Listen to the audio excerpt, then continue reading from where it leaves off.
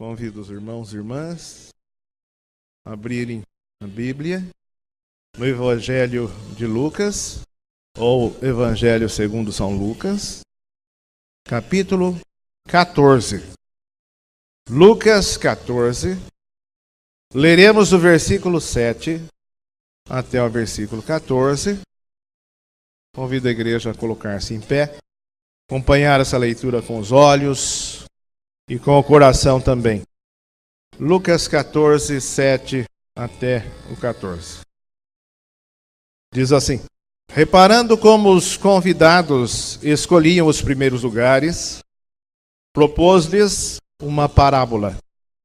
Quando por alguém fores convidado para um casamento, não procures o primeiro lugar, para não suceder que, havendo um convidado mais digno do que tu, vindo aquele que te convidou, e também a ele te diga, dá o lugar a este. Então irás envergonhado ocupar o último lugar. Pelo contrário, quando fores convidado, vai tomar o último lugar, para que quando vier o que te convidou, te diga, amigo, senta-te mais para cima. Ser-te-á isto uma honra diante de todos os mais convivas. Pois todo o que se exalta será humilhado, e o que se humilha será exaltado. Disse também ao que havia convidado, quando deres um jantar ou uma ceia, não convides os teus amigos, nem teus irmãos, nem teus parentes, nem vizinhos ricos, para não suceder que eles, por sua vez, te convidem e sejas recompensado. Antes, ao dares um banquete, convida os pobres, os aleijados, os coxos e os cegos. Serás bem-aventurado pelo fato de não terem eles com que recompensar-te a tua recompensa. Porém tu a receberás na ressurreição dos justos. Palavra do Senhor. Amém. Pai querido, estamos diante de Ti e diante da Tua palavra que acabou de ser lida. Queremos pedir-te, ó Pai, que o Senhor esteja conosco nesta meditação, que nós possamos aprender, ó Deus, aos Teus pés.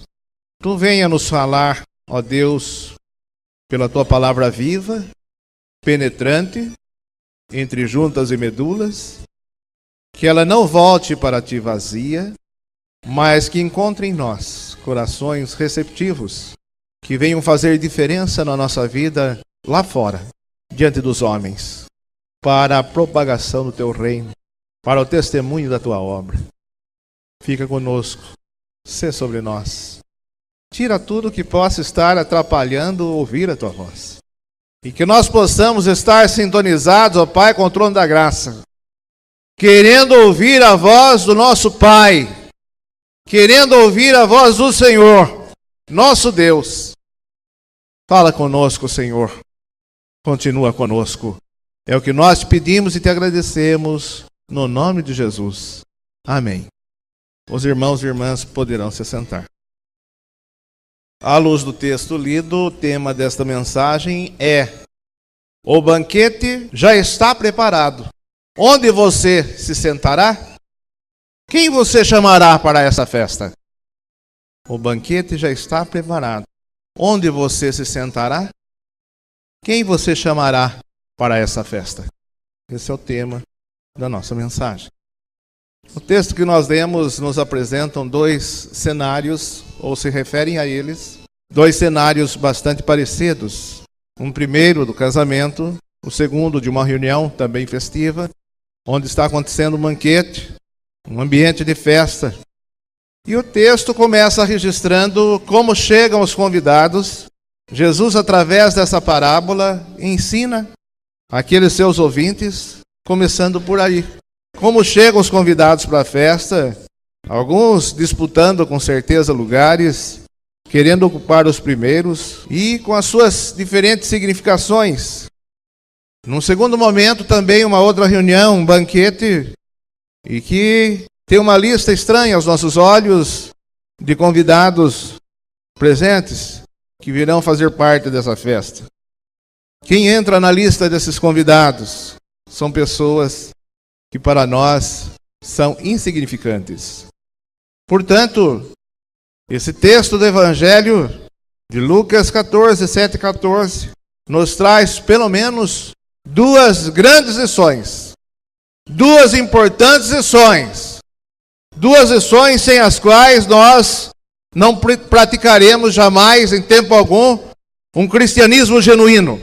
A primeira lição que o texto nos traz é a lição da humildade. E nós estamos vendo o segundo texto que Jesus, para ensinar sobre a humildade, Jesus é aquele que inverte a ordem das coisas. Se os irmãos estiverem atentos ao texto, haverão de concordar com essa colocação, que Jesus é bem assim. Jesus é aquele que inverte a ordem das coisas. Jesus é aquele que coloca o último na frente. Jesus é aquele que coloca aquele que está embaixo, puxa para cima, traz para cima, para mais perto de si. Jesus faz um destaque muito forte à humildade, à discrição e à despretensão nesse texto. Isso fica muito claro. Para Jesus, cada um deve colocar-se no seu devido lugar, nas relações, enquanto ser humano, enquanto pessoa e especialmente enquanto cristãos, na sociedade, na vida, tanto no seu âmbito social, como também no plano espiritual da vida. Para Jesus, como nós estamos vendo, cada um que quer segui-lo de fato, cada um que quer segui-lo de verdade, deve cultivar a humildade, que é também chamada por alguns, como nós vamos colocar aos irmãos, como a rainha das virtudes. Deve cultivar a humildade, que é o adorno da fé. Assim como o amor adorna a vida, e nós cantamos sobre isso, qual o adorno desta vida? É o amor, a humildade é o adorno da nossa fé. Ocorre que nós vivemos num mundo, numa sociedade, numa esfera onde essas coisas ficam um pouco confusas. E por conta disso nós também nos confundimos. Muitas vezes nós confundimos humildade exatamente com aquilo que ela não é. Não vamos estar confundindo. Nunca venhamos a confundir humildade, discrição, com medo, com fragilidade. Ao contrário, a humildade significa coragem. Coragem. A humildade tem a ver com resistência. A humildade tem a ver com perseverança. Podem reparar, irmãos e irmãs, podem reparar, igreja, as pessoas mais corajosas da história, da vida, as pessoas mais corajosas da igreja, as pessoas mais resistentes na fé, as pessoas mais perseverantes, são exatamente as pessoas mais humildes. São exatamente as pessoas que são, por muitas vezes, as mais discretas, pouco notadas, pouco percebidas, as mais perseverantes, as mais corajosas, as que mais resistem à fé, são exatamente aquelas que agem despretensiosamente. São essas, sim, meus amados irmãos, aquelas que mais resistem, aquelas que mais perseveram. Sabem por quê? São elas que estão mais focadas em Cristo. O reverendo Paulo de Góes pregou algum tempo atrás aqui aquela passagem onde Jesus exorciza aquele jovem, do qual sai dele os espíritos imundos e tomam conta de uma porcada. Os simples não olham para a porcada, olham para Jesus. Amém? Os que são humildes fazem isso. Os que são humildes, que são mais perseverantes, sem fazer barulho, são mais corajosos, são mais resistentes na fé, são aqueles que estão mais focados em Cristo, mais focados no Evangelho, mais focados no reino, e não se distraem com outras coisas, elas não se abatem. Podem reparar, podem notar bem nisso, e com isso não sofrem frustrações, porque elas não são movidas por intencionalidades. Os mais humildes não se desgastam tanto, ou quase nem se desgastam, porque não trazem consigo pretensões, ufanismos, vanglórias. Os mais humildes dificilmente se estressam. Nós poderíamos até construir uma equação à luz dessas afirmações e à luz desse texto. Quanto mais humilde, menos estresse. Quanto menos humilde, mais estresse, mais riscos, mais tombos, mais ferimentos, mais machucaduras, exatamente por faltar humildade. Alguns dias atrás, o Edivaldo trouxe uma alegoria muito interessante a respeito da humildade. A figura da ranzinha, que foi aquela que teve a brilhante ideia de sugerir aos gansos ou aquelas aves para que saísse daquele lugar com um galinho ou um pauzinho, e ela estaria ali fixando a sua boca. E aquelas aves voando, ela também voaria juntos e aceitando até o convite daquelas aves, indo para outro lugar. Mas qual foi a sua decepção quando, ao passar por um determinado povoado, imagino eu assim, entendi assim a alegoria, alguém lá embaixo pergunta: quem teve essa brilhante ideia? E a ranzinha falou: foi eu. E caiu lá de cima. Faltou-lhe humildade, espatifou-se no chão. É assim! Quando falta humildade, é bem assim. Acaba se espatifando no chão muitas vezes, literalmente. Tem uma expressão que denota bem isso que nós estamos querendo construir. Vira um chapéu velho. Se entorta todo, se lasca por falta de humildade. Então Jesus faz um destaque, a humildade, e coloca sobre essa necessidade. Nós, como cristãos, devemos receber isso para nós, para a nossa vida, enquanto cristãos, a necessidade de sermos humildes.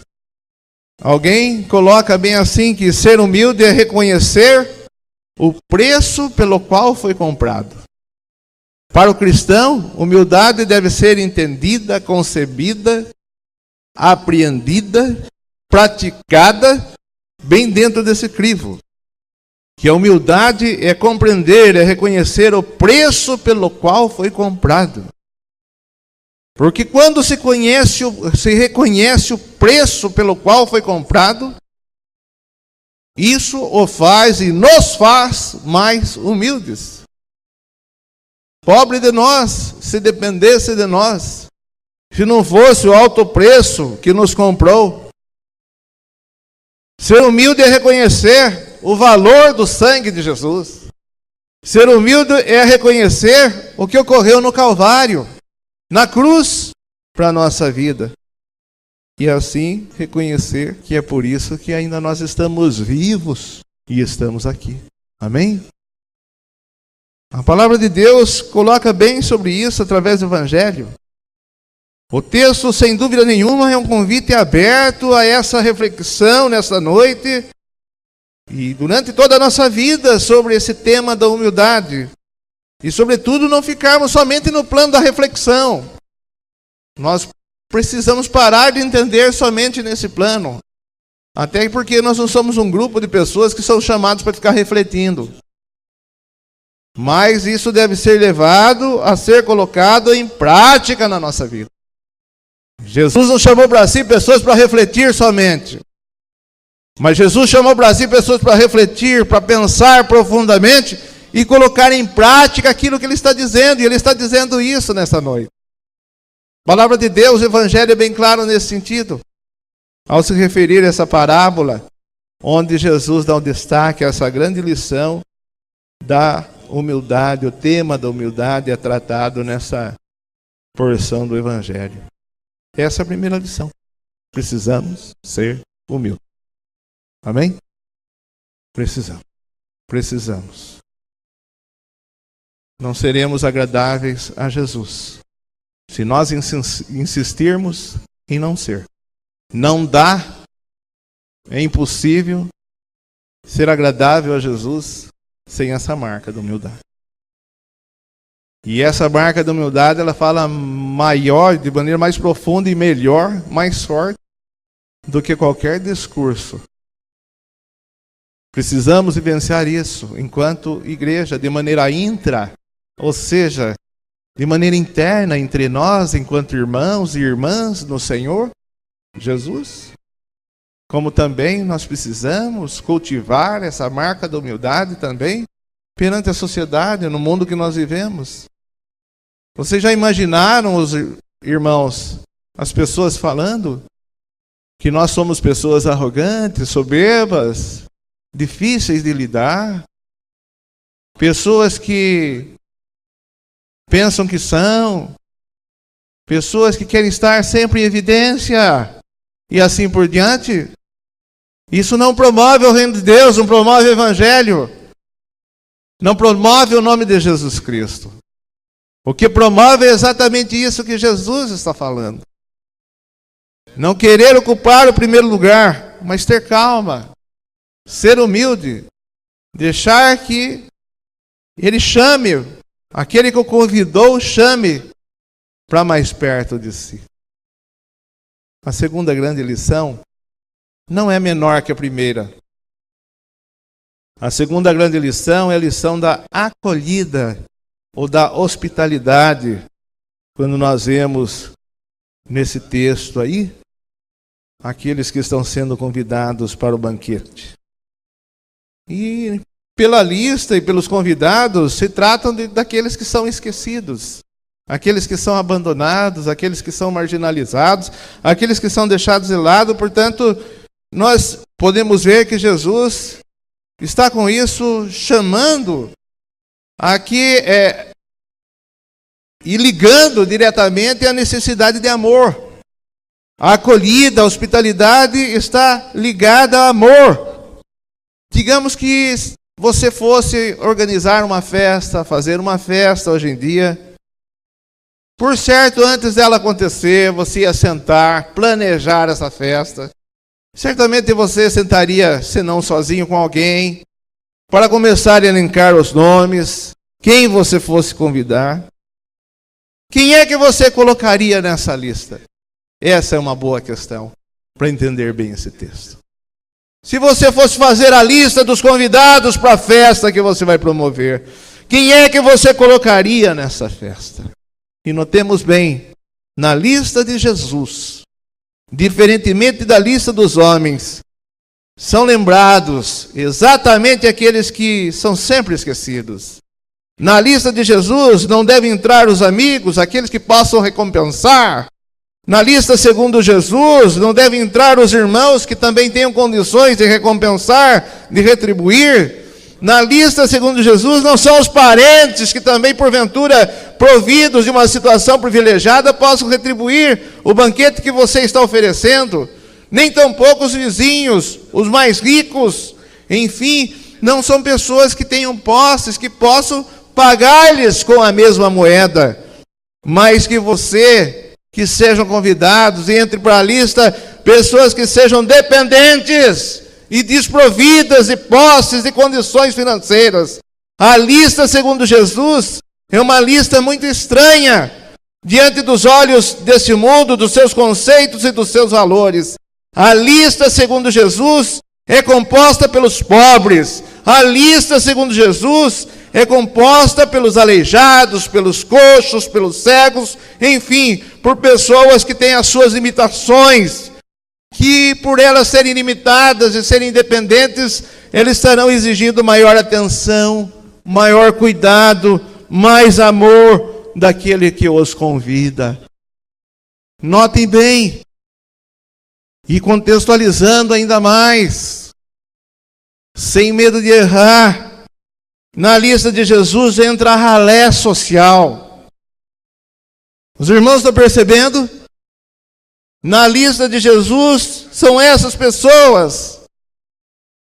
Como é apaixonante esse Jesus. Quando convida, segundo a parábola, aquele que convida pessoas assim.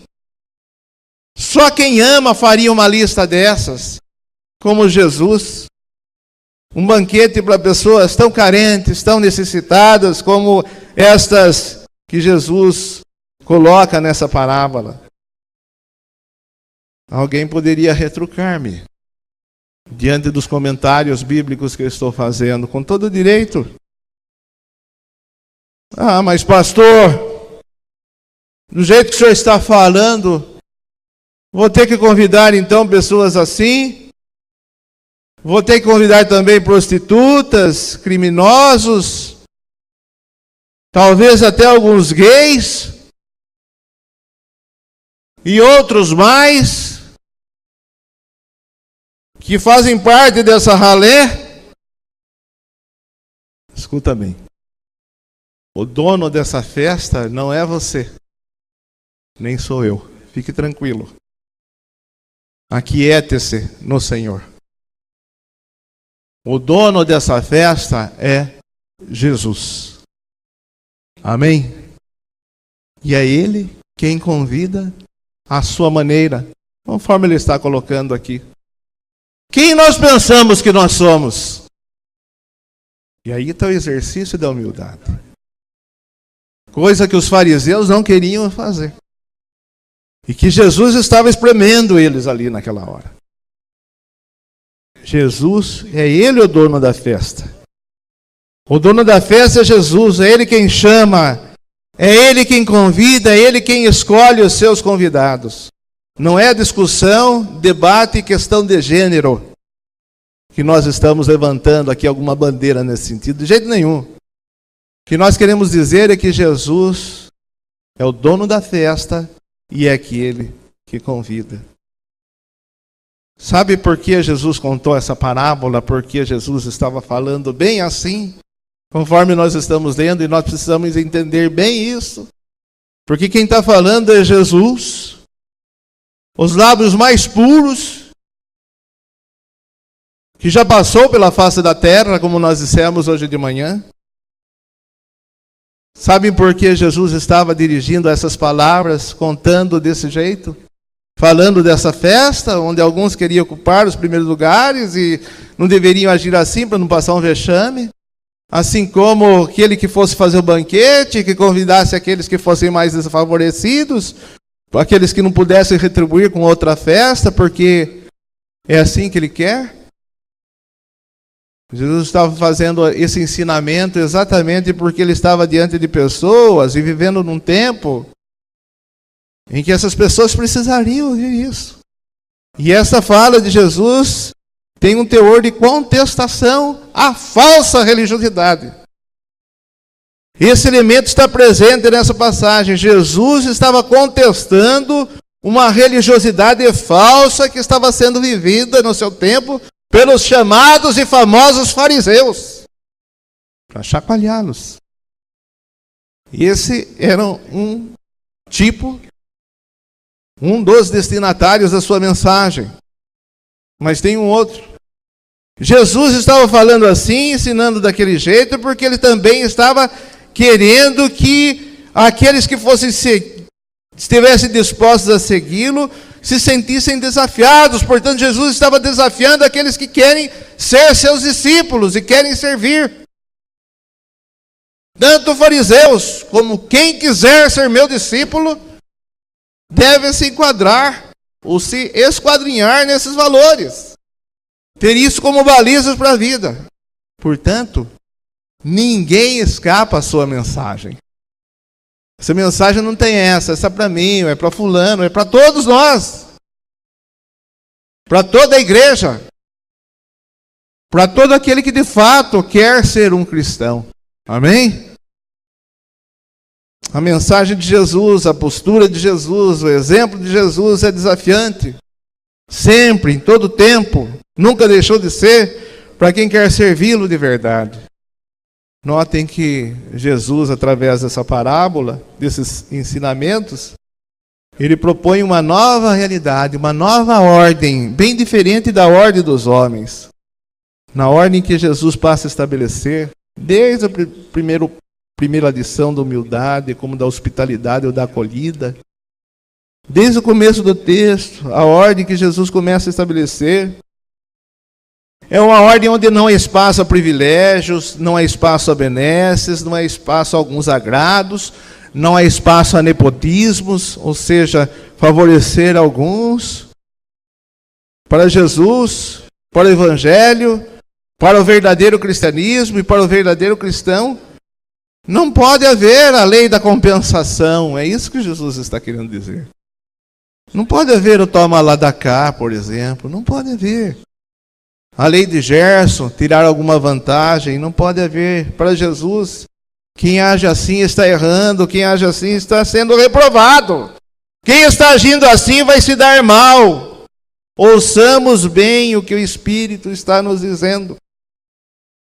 Jesus está nos ensinando em duas situações. A do banquete, a do casamento. Convidados que eles chegam e começam a disputar lugares.